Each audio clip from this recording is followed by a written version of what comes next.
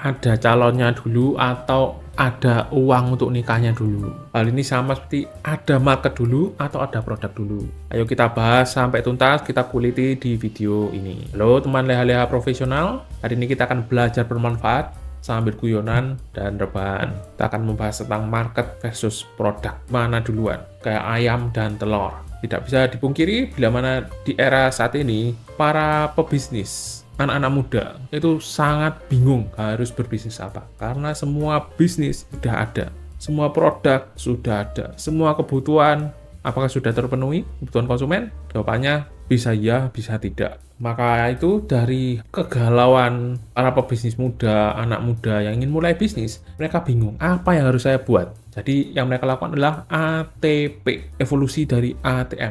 Amati, tiru, modifikasi. Kalau ini amati, tiru, plug gitu ya. Plug atau plug.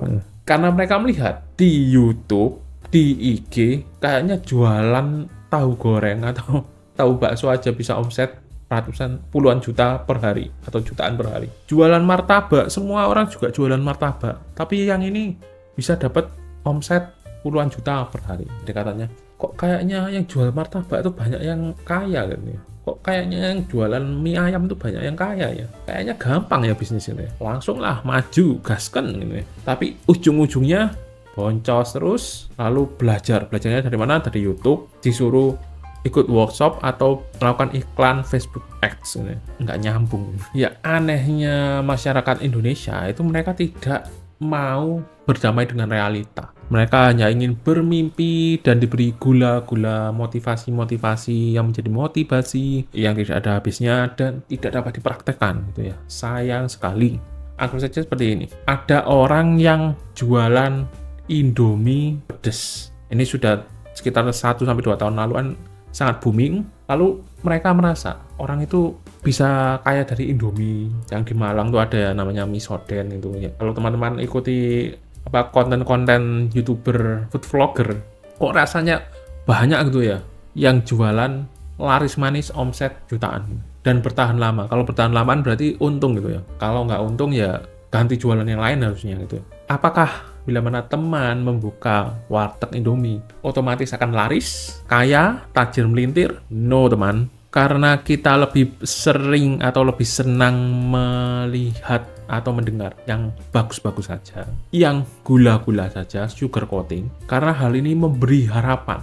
Kalau misalnya saya memberi thumbnail yang isinya adalah ketakutan, fear, nggak diklik gitu ya. Misalnya seperti ini, kan sudah menjadi pengetahuan biasa bila mana bisnis, terutama bisnis besar, 80% akan tutup di tahun pertama. Sisanya akan tutup sebelum 5 tahun. Tutupnya ini meninggalkan simpanan di bank, bukan simpanan di apartemen ya. Kalau itu jangan ya, jangan. Atau malah meninggalkan hutang dan pinjol.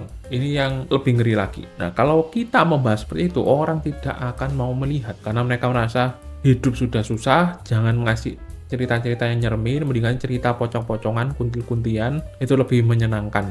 Jadi sisi hiburan di Indonesia ini jauh lebih dicari daripada edukasi. Edukasi, mereka mintanya edukasi yang setengah goib, setengah mistis, setengah nyeleneh, draken, robot trading gitu ya. Mereka malah oke, malah senang gitu ya. Malah lagi bodoh-bodohin. Nah, kita kembali ke topik warteg Indomie. Apakah semua yang buka warteg Indomie akan sukses, akan berjaya, jadi tajir melintir? Kalau gitu semua orang buka warteg Indomie aja udah sugih gitu. Jawabannya itu saja tidak. Ada yang namanya market leader yang akan mendapatkan keuntungan atau market share paling besar. Sisanya kita yang awal-awal ini berebut di lautan yang kejam, berdarah, seperti area perperangan, itu hanya merebutkan 10%, bahkan kurang dari itu. Dari fenomena warung Indomie, mie gacoan, kita dapat melihat bagaimana masyarakat Indonesia ini sangat suka mie dan pedas. Nah, teman bisa melakukan beberapa kolaborasi atau melakukan ide-ide antara pedas, mie,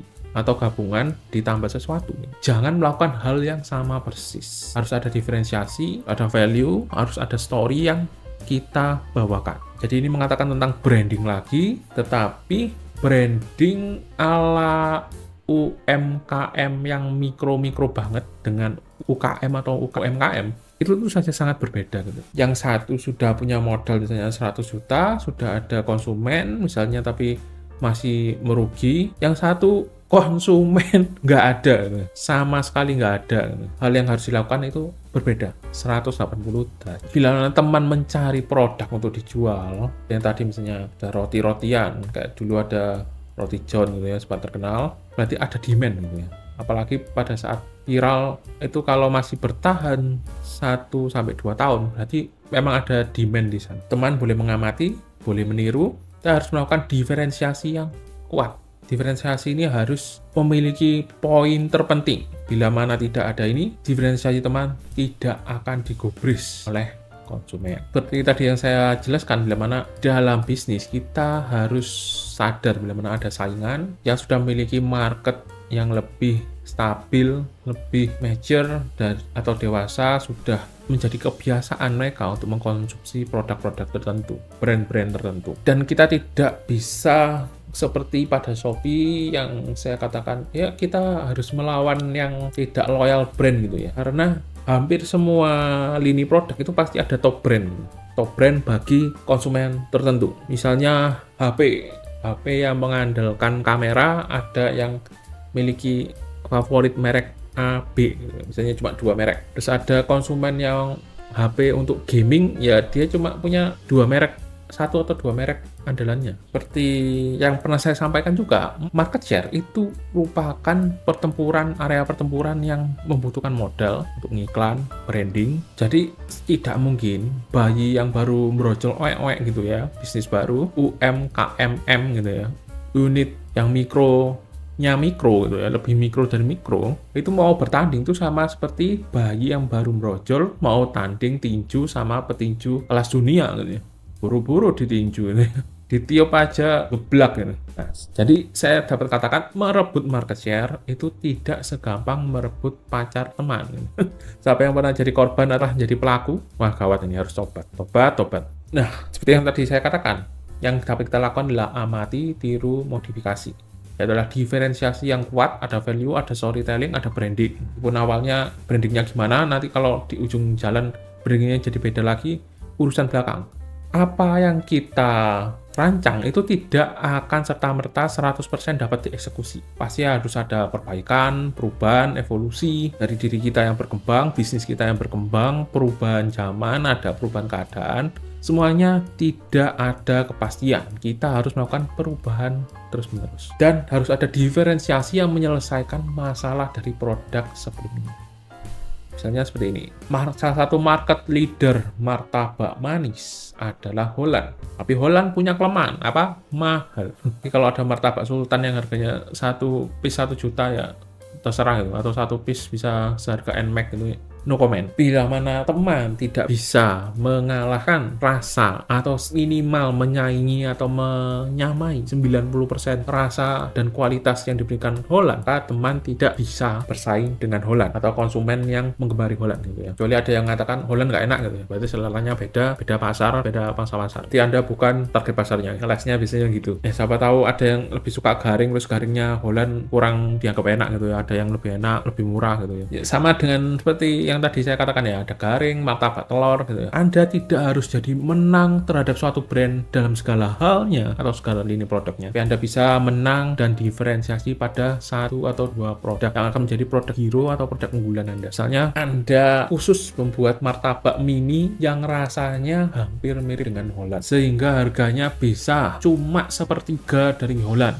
karena ukurannya yang lebih mini plus pekerjaannya mungkin yang belum semahal Holland. Karena Anda menyelesaikan masalah dari produk top brand, maka Anda bisa bersaing. Tapi kalau mana Anda tidak bisa menyelesaikan masalah dari top brand, Anda membuat varian yang wah cetar membahana gitu ya. Misalnya pakai coklat luar negeri, coklatnya macam-macam gitu ya. Tapi harganya 2 kali lipat dari Holland. Pertanyaan saya, apakah ada yang beli? Mungkin ada. Itu martabak sultan tadi ya, harganya 1 juta gitu ya. Misalnya pakai keju yang mahal banget, terus coklat mahal banget gitu ya. Ya mungkin ada, mungkin pakai serpian emas. Tapi jawabannya, apakah Anda akan memenangkan market share dari market bola, banyak tidak. Apalagi untuk bisnis unyu-unyu oe-oe ini, ya tentu saja hal tersebut sangat tidak realistis dan sangat tidak berguna. Jadi poin saya adalah selesaikan masalah yang dibuat atau kelemahan dari top brand atau kompetitor Anda. Sisanya silakan Anda niru 80-90% masih oke. Itu dari sisi produk ya. Karena teman melihat ada yang rame, berarti pasti ada market, maka teman meniru produk. Jadi kalau gitu yang menang mana? Produk dulu dong gitu ya. Karena produk ini ternyata laris gitu, ada yang uji coba. Jawabannya sebenarnya market dan produk itu gandeng, nggak bisa dipisahkan. Plus misalnya seperti ini, ada 1 juta orang suka Indomie, berarti Anda punya market 1 juta? Tidak. Market yang belum diakuisisi sama dengan 0. Bagaimana cara kita mengakuisisi market? Yaitu adalah dengan marketing. Di market sendiri, selain produk dan market harus gandeng, market sendiri ini butuh gandengan lagi. Orang ketiga, bukan setan gitu ya, yaitu adalah promosi. Market itu harus gandeng dengan promosi. Bagaimana kita mengkomunikasikan produk kita, brand kita, bisnis kita, value kita, story kita, apa yang mau kita solve problemnya, apa yang bisa kita berikan kepada konsumen, itu harus dikomunikasikan melalui promosi. Nah, ini ada yang mengatakan organik apa, saya tidak akan terlalu dalam untuk membahas itu pada video kali ini. Saya akan menyampaikan sedikit ilustrasi seperti ini. Bila mana teman masih baru unyu-unyu banget, promosi produknya belum dikenal market, bahkan prototype market aja nggak tahu gitu ya, buat martabak red velvet yang sangat enak banget gitu ya, teman meniru dari martabak red velvet yang paling terkenal di seantero jagat. Lalu teman-teman karena mendapatkan masukan dari konten creator pencari AdSense dan fake guru, ngiklan bro, auto laris. Saya aja dulu waktu nggak punya uang, punya budget cuma 80.000, saya ngiklan di Facebook Ads. Misalnya kayak tadi ya, martabak mirip siapa ini, misalnya terus ngiklan di TikTok modal 80.000. Kamu tahu martabak kamu tuh enak pakai bingits gitu ya, tapi konsumen yang melihat iklanmu itu tidak tahu, bahkan tidak mau tahu, apalagi ke targetnya yang keliru.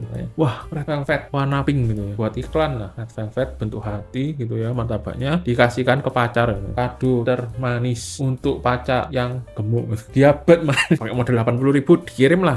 Ternyata dilihat oleh banyak orang, terus ada teman juga membuat postingannya viral, 10 juta orang yang nonton gitu ya, tapi isinya lebih banyak cacian, hinaan gitu. Mungkin ada komennya seperti ini, alah cuma modal martabak di bentuk hati aja, mana harga mahal, misalnya 200.000, terus kelompok mendang-mending datang gitu ya, mending martabak kesenangan aku, harganya nggak sampai 100.000. Wah, di roasting gitu ya. Jadi saya ibaratkan, bila mana kita beriklan tapi produk kita belum dikenal, belum ada testimoni, belum ada soft launching, belum ada yang lain-lain, atau tidak secara dalam tanda petik organik, meskipun saya sebenarnya tidak mau, ya istilah ini sudah terlalu disalahartikan gitu ya. Itu sama seperti kita ngiklan di mall, rame sih, tapi kita ngiklan itu kayak kita koar-koar, beli produk saya paling enak, itu koar-koarnya itu di WC gitu, yang tertutup gitu. Ya siapa yang dengar gitu. Beda kalau produk kita sudah ada yang nyari, kita bisa melakukan campaign halus-halus gitu ya.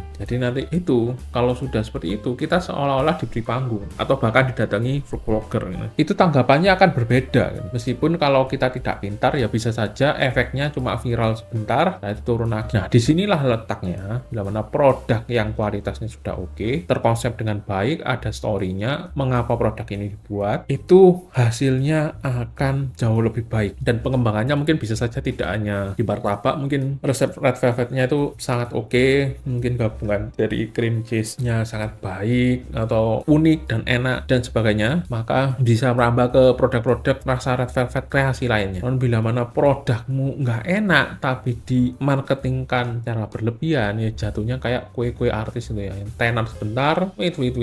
Orang cuma mau tahu awal aja, ada heboh gitu, bahkan mungkin saja hebohnya settingan. Ya, untuk penutup saya akan memberi sedikit kesimpulan pada video kali ini, yaitu adalah market dan produk itu merupakan satu kesatuan, dan market sendiri harus disatukan dengan promo. Jangan percaya sama clickbait, ya tunggu waktunya, momentum, rezeki sudah ada yang ngatur gitu ya. Ya kalau teman dagangnya di tempat yang rame, pasar gitu, ya mungkin bisa sukses, tapi kan kadang-kadang ada yang nunggu 2 tahun, nunggu 5 tahun baru rame gitu ya. Ya kita harus berusaha, berkreasi, melakukan promosi. Promosi itu caranya sebenarnya sangat banyak. Tapi kalau kita misalnya jualannya secara online, pakai delivery order di rumah gitu ya, rumahnya sepi, orangnya pelit-pelit gitu, ya kita harus cari akal gitu ya. Jadi boleh cari pandangan produk yang sudah terkenal, berarti itu ada marketnya, lalu kita perdalam lagi siapa market saya, apa kelemahan dari produk yang sebelumnya, saya akan menutupi, yaitu dari 7P silahkan dilakukan peracikan. Kita mengetahui dari segi ini saya mau menambal kurangan dari brand yang sebelumnya. Jadi kalau misalnya produknya sudah ada,